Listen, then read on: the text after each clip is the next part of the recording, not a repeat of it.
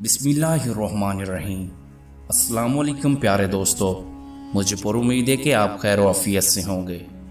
معزز ناظرین، ایک گاؤں میں ایک باپردہ خاتون رہتی تھی جن کی یہ مرضی تھی کہ میں شادی اس سے کروں گی جو انہیں باپردہ رکھے گا۔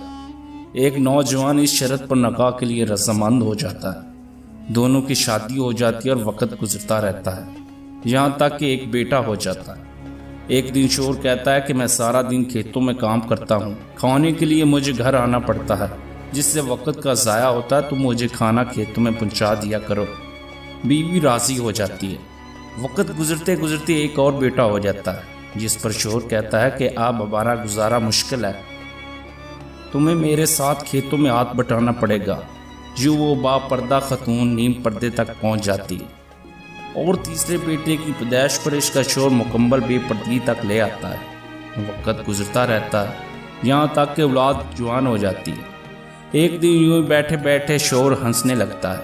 بیوی صبح پوچھتی ہے تو کہتا ہے کہ بڑا تو پردے کی کرتی تھی، آخرکار تیرا پردہ میں نے چاک کر دیا نا، کیا فرق ہے بڑے پردے میں اور بے پردگی میں؟ زندگی تو اب بھی ویسی گزر رہی ہے۔ وہ بولتی ہے کہ تم ساتھ والے کمرے میں چھپ جاؤ، میں تمہیں پردے اور بے پردگی کی حقیقت سمجھاتی ہوں۔ شوہر کمرے میں چھپ جاتا ہے، عورت اپنے بال بکھیر کر رونا پیٹنا شروع کر دیتی ہے۔ پہلے بڑا بیٹا آتا ہے، رونے کا سبب پوچھتا ہے، کہتی ہے کہ تیرے باپ نے مجھے مارا ہے۔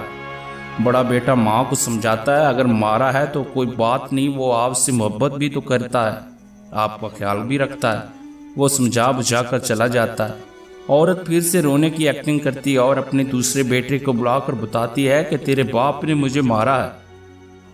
دوسرا بیٹے کو غصہ آتا ہے، وہ باپ کو برا بھلا کہتا ہے اور ماں کو سمجھا بجھا کر چپ کروا کر چلا جاتا ہے۔ آخرکار عورت یہی ڈرامہ چھوٹے بیٹے کے سامنے کرتی ہے۔ چھوٹا بیٹا تو غصے سے آگ بگولا ہو جاتا ہے اور زور زور سے گالیاں بکتے ہوئے ڈنڈا اٹھاتا ہے اور کہتا ہے کہ ابھی میں اپنے باپ کی خبر لیتا ہوں۔ پھر عورت شوہر کو بلا کر بولتی ہے کہ پہلا میرے پردے کے وقت پیدا ہوا تھا، اس نے تیرے پردہ رکھا، دوسرا نیم پردے کے زمانے میں پیدا ہوا، تیری آدھی لاج رکھ لی، جبکہ تیسرا جو مکمل بے پردگی کے زمانے میں پیدا ہوا، وہ مکمل طور پر تیری عزت کا پردہ چاک کرنے تیار ہو گئے۔ معزز ناظرین، اللہ پاک اور رسول صلی اللہ علیہ وسلم کی حدیثوں کا مفہوم ہے کہ عورت کو باپردہ رہنا چاہیے اور گھر سے جب نکلے تو پردے میں نکلے اور خوشبو وغیرہ استعمال کی جائے۔ معزز ناظرین، اگر آپ کو یہ ویڈیو پسند آئی ہے تو اسے لائک اینڈ شیئر ضرور کریں اور قیمتی رائے کا اظہار کرنے کے لیے کمنٹ باکس میں ہمیں ضرور فیڈ بیک دیں کہ یہ آپ کو ویڈیو کیسی لگی۔